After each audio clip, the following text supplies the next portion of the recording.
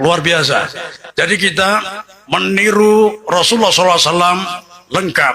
Ya, saya tandaskan lagi. Siapa yang pernah mengalami kondisi yatim piatu, siapa yang pernah mengalami menjadi pemuda bekerja keras, siapa yang pernah menjadi sosok suami yang baik, siapa yang pernah menjadi sosok ayah yang baik, siapa yang pernah menjadi sosok kakek yang baik, siapa yang pernah mengalami kondisi miskin, siapa yang pernah mengalami kondisi kaya raya, siapa yang pernah mengalami kondisi lemah, siapa yang pernah mengalami kondisi memegang kekuasaan, kejayaan 100%. Itu semuanya pernah dialami oleh Rasulullah Sallallahu Alaihi Wasallam. Dan yang sering diceritakan di kalangan kita adalah ketika Rasulullah miskin. Jadi seakan-akan sebagian umat beranggapan Rasulullah tidak pernah kaya raya. Lain bodoh, bungul. Bungul bin bodoh bin goblok bin bahlul. Ya. Nah, itu belum tahu, berarti ternyata Rasulullah pernah kaya raya. Bahkan suatu ketika beliau sempat menggembala kambing bainal jabalain, di antara dua gunung, atau di Mekah mungkin bukit aja, ya. Karena biasanya kalau gunung kan bayangannya kayak di Jawa, Gunung Semeru, gunung berapi, jaraknya jauh, tinggi, menjulang tinggi. Tapi kalau di Arab, kebanyakan bukit. Ya katakanlah di antara dua bukit, kambing yang tergembala tidak hanya puluhan, bahkan tidak hanya ratusan, tapi ribuan.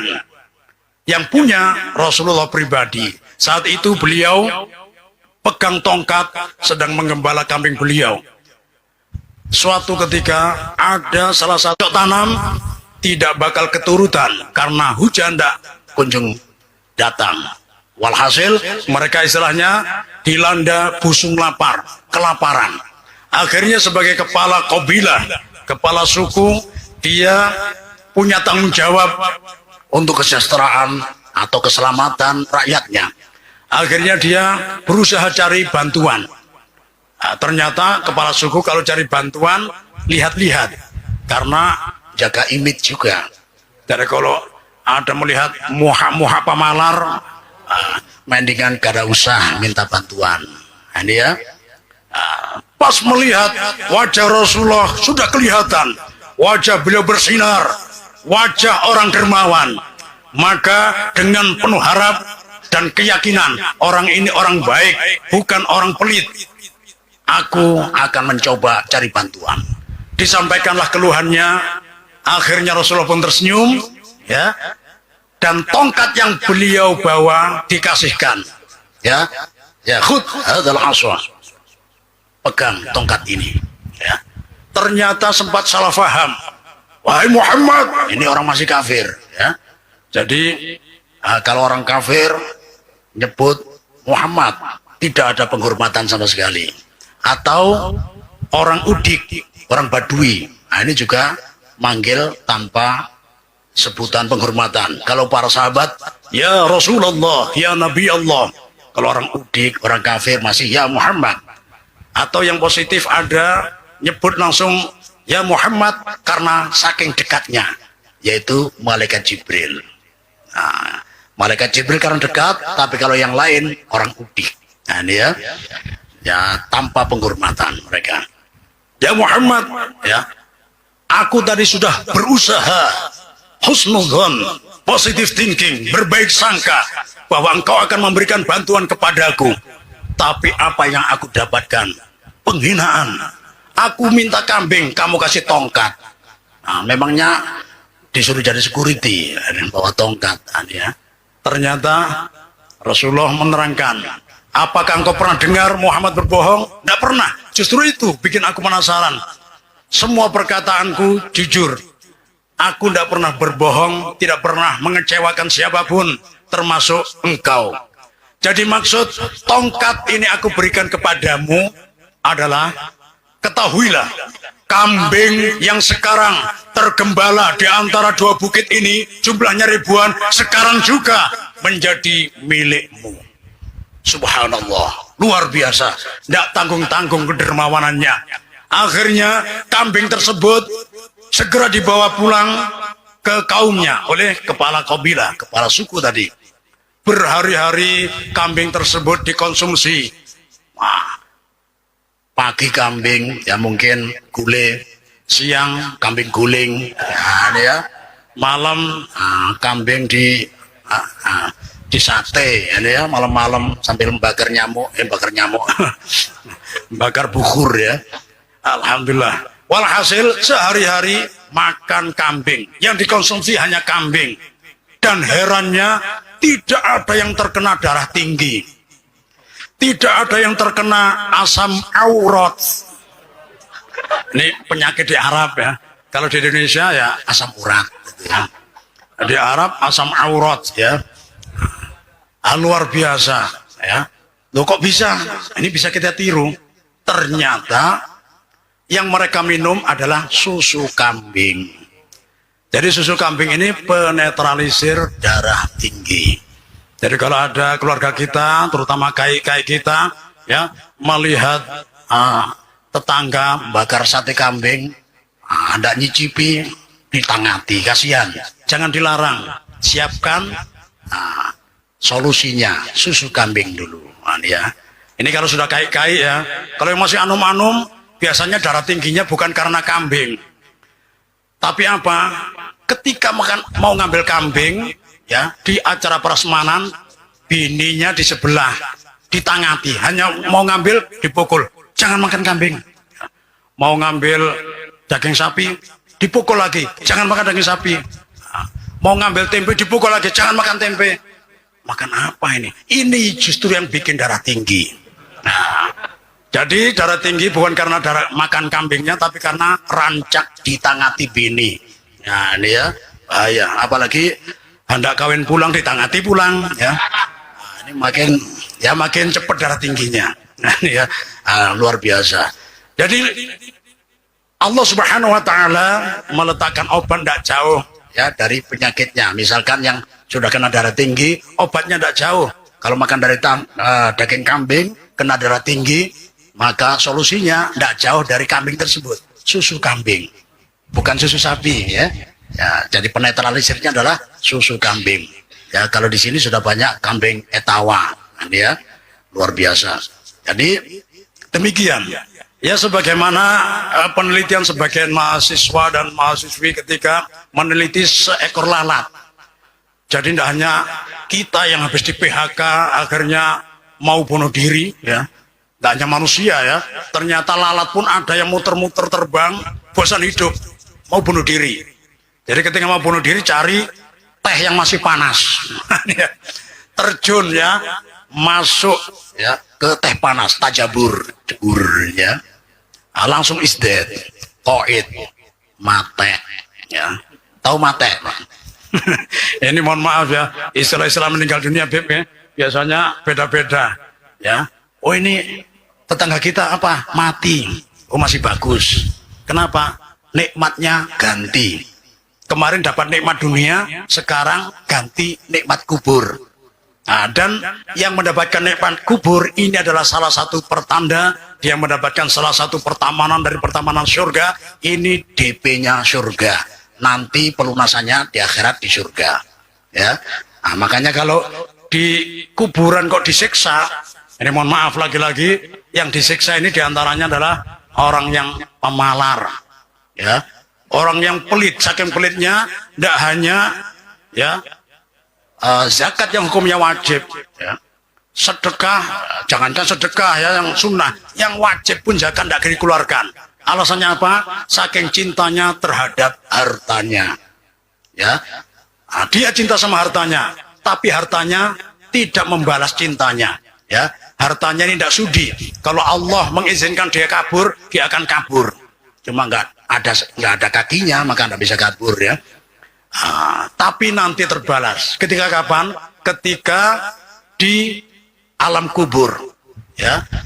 Innallaha masala ya syuja'an aqra. Allah akan menjelmakan harta yang disimpan karena pelit ini sampai tidak dikeluarkan zakat infak sedekahnya, nanti di alam kubur dijelmakan menjadi ular besar berwarna hitam, kepalanya botak ya.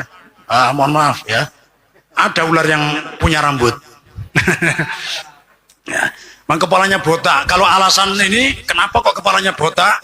Likas roti sumiha, karena saking banyak bisanya racun, saking banyak panas, rambutnya rontok, botak.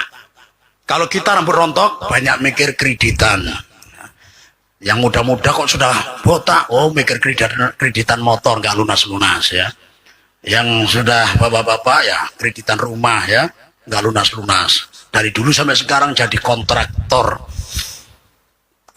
kelas elit, pindah-pindah kontrakan karena ekonomi sulit. Memprihatinkan sekali ya. Nah, mudah-mudahan dengan barokah maulid ini semuanya dilapangkan rezeki oleh Allah Subhanahu wa taala ya. Kita masing-masing punya villa, punya bengalon, dan bisa punya majelis di rumah kita yang luas ya, amin amin ya rabbal alamin ya. Jadi ular tadi ya jelmaan dari harta yang disimpan, hitam kelam, kepalanya botak ya, karena banyak apanya tadi, bisanya, racunnya banyak, panas rontok ya. Nah, ini biasanya kalau ban motor ya, ini yang cepet botak, ini yang belakang apa yang depan? Yang belakang, kenapa? Bisa sering dilem, tapi yang paling jitu adalah karena selalu mikir. Apa pikirannya? Kapan aku bisa dahului ban depan ini? Selamanya tidak bisa, makanya cepet botak belakang. Ini mahala biu ya. Nah, ya. Jadi luar biasa. Jadi ular jelmaan harta tadi ya ternyata diberi kesempatan membalas cintanya yang belum terbalas waktu di dunia. Orang yang pelit mencintai hartanya sampai disimpan ya, akhirnya sekarang dijelmakan dan menjadi ular membalas cintanya yang belum sempat terbalas. Wahai kekasihku, Abah Pamalar, Abah Sekek, Abah Medit, Abah Tokek, ini ya. Dulu engkau mencintaiku, aku belum sempat membalas cintamu. Sekarang aku balas. Akhirnya orang yang ya bakhil tadi, kikir, pelit, medit, sekek, pemalar, diciumi oleh ular, dicipok, ya, dicipok sebelah kanan langsung bentuk love, ya, sebelah kiri bentuk love, jidatnya love, bibirnya gower, ya. Nah, ini pokoknya langsung diciumi terus sampai hari kiamat nanti. Wala'iyadu billahi tabaraka wa ta'ala. Makanya di sini ya luar biasa. Tadi kembali ke lalat yang bunuh diri, kasihan belum diselamatkan. Nah, ini kita latihan ujian ya. Pilihan multi choice. Yang bagus dari sikap kita terhadap lalat yang sudah bunuh diri di teh panas tadi, yang pertama ya kita buang langsung ya, semuanya ganti teh baru. Nah, ini ya. Yang B, kita ambil lalatnya ya, kita buang lalatnya, tehnya kita biarkan, kita minum sayang. Yang C ya, lalatnya kita ya kita dalamkan, kita tusukkan biar kapok, kita tenggelamkan lagi biar kapok. Nah, ini yang betul yang mana? Atau D, semuanya benar? Tidak jelas. Oh, yang C. Alhamdulillah ya, ayahanda kita Habib Al-Hamid CS sudah musyawarah dari tadi sama Ustadz Faiz sepertinya musyawarahnya ya. Jadi alhamdulillah yang C, tapi tujuannya ditenggelamkan bukan biar kapok. Tapi ternyata ketika lalat jatuh, ini salah satu sayapnya yang terbuka, yang satunya tertutup. Yang terbuka yang berisi racun lalat. Makanya kalau yang B tadi kita ambil, kita minum, keracunan racun lalat. Kalau yang pertama, ya kita buang semua. Ini masuk kategori mubadzir. Innal mubadzirina kanu ikhwanas syayatin. Orang-orang yang melakukan perbuatan mubadzir, temannya setan. Nah, jangan sampai berkawan dengan setan. Yang C, maksudnya apa? Penyakitnya dari salah satu sayapnya diberi racun. Penawarnya tidak jauh, sayap sebelah kanannya. Nah, sama sekali dengan kambing tadi. Makanya kalau kita di Hadramaut kemarin Beb ya, ini para soibul hajah daripada nyembelih seekor onta, mendingan 40 ekor kambing. Karena mereka lebih senang daging kambing. Nah, makanya kita heran kok tidak ada yang kena asam aurat. Nah, ternyata ketika ke warung yang disiapkan susu kambing. Alhamdulillah. Nah, ya. Jadi Rasulullah SAW tadi memberikan ribuan kambing, sangat dermawan. Setelah beberapa bulan, ternyata ketua kabilah ini sowan ke Rasulullah SAW. Ditunjukkan para sahabat, ya sahabat ini, ya lapor ke Rasulullah. Hai Rasulullah, ada tamu, katanya kepala kabilah yang beberapa bulan kemarin minta bantuan kambing dan Anda memberikannya. Nah, Rasulullah teringat, oh iya betul. Beliau dengan gembira. Kenapa beliau gembira? Barangkali beliau perlu bantuan lagi. Jadi Rasulullah sangat suka membantu. Nah, ini mohon maaf. Kalau mengaku umat Rasulullah, ketika ada orang minta bantuan, dilihat. Kadang yang rumah yang kaya itu ada lubang khusus, ya bisa ngintip. Nah, dilihat kalau orang bawa map, mukanya juga kayak map, wah ini sudah mendingan tidak usah dibuka. Nah, ini beda sama Rasulullah. Rasulullah sangat gembira, cepat mendatanginya. Ya, Afika haja, apakah engkau masih ada keperluan? Saya siap membantu dengan gembira. Jadi makin yakin kepala suku ini. Bukannya ya pada umumnya manusia kalau minta lagi, wah mulai gerutu ya. Ini luar biasa, cerah. Maka tidak ragu lagi. Langsung memohon kepada Rasulullah, Rasulullah, aku hanya ingin Anda berdiri di samping saya. Nah, setelah sudah berdiri, ternyata kaumnya semuanya dibilangi oleh kepala suku. Ya qaumi, udkhulu ila dini Muhammad.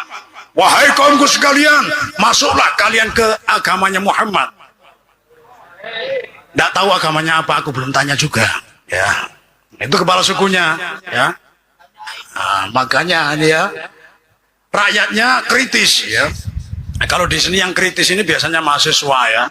Mahasiswa ini kritis pertanyaannya. Ya gara-gara pertanyaannya kritis ini, ya akhirnya ekonominya juga kritis. Makanya pagi makan rawon, ya. Siang soto, malam ayam geprek. Tapi judulnya mie semua. Mie rasa soto, mie rasa gulai, mie bahkan ada mie rasa ayam geprek juga ya. Perasaan makan ayam geprek tapi mie aja ya. Nah, ini nasib anak-anak yang mahasiswa yang kritis ini. Makanya jangan kritis-kritis. Nah ini ya, kadang kurang kerjaan ya nanya, Pak Ustadz ya, malaikat Israfil itu tugasnya apa? Nah, niup trompat, niup sangkakala. Kapan itu Pak Ustadz? Ya nanti hari kiamat. Jadi sekarang belum ya? Ya belum. Kalau sudah ditiup ya kiamat kita. Terus sekarang lagi ngapain? Dikira malaikat nganggur. Terlalu kritis ya. Namanya Pak Ustadz ditanya langsung ya. Pak Ustadz ya. Malaikat Israfil kerjaannya sekarang bersihi lubangnya trompet. Kenapa? Nah, nanti kalau diperintahkan Allah meniup sangkakala biar nggak ada penghalang. Nah, kalau nggak dibersihkan trompetnya betagar. Ditiup ternyata suaranya cuma separuh, kiamatnya separuh. Apalagi bunyi seperempat, seperempat. Nah, ini gara-gara melayani ya mahasiswa kritis ini ya. Nah, tapi kalau yang ya rakyatnya kepala suku tadi tidak terlalu kritis, ya cuma wajar aja. Kenapa kami harus masuk agamanya Muhammad? Ya, ternyata kepala suku memberikan keterangan yang luar biasa. Aku kagum kepada Muhammad ini. Kemarin ya kalian belum aku kasih tahu ya. Kambing yang kita konsumsi beberapa bulan ini jumlahnya ribuan, itu pemberian cuma satu orang. Ini orangnya, Muhammad. Dan ketika aku melihat wajahnya, ya, dia la yakhsha faqr, tidak takut fakir sama sekali. Aku penasaran, menyempatkan untuk bertanya kepadanya, kenapa engkau tidak takut fakir sama sekali. Yang kau berikan ini semua kambingmu, yang kau pelihara, engkau gembala di antara dua bukit, jumlahnya ribuan. Kenapa tidak ada rasa takut fakir sama sekali? Ternyata dia menjawab, inna indi robban ghaniyan, karena aku punya Tuhan yang maha kaya raya, yaitu Allah Subhanahu wa Ta'ala. Makanya kalian masuk ke agamanya supaya nggak terlantar, busung lapar kayak kemarin. Nah, dia akhirnya masuk Islam semuanya dengan sebab kedermawanan Rasulullah SAW. Jadi ini yang jarang kita hadirkan. Jadi anggapannya ya Rasulullah itu miskin terus. Nah, beliau itu contoh yang sangat lengkap. Ya, jadi siapa yang lagi tadi itu kontraktor kelas elit, ya apa tadi pindah-pindah kontrakan.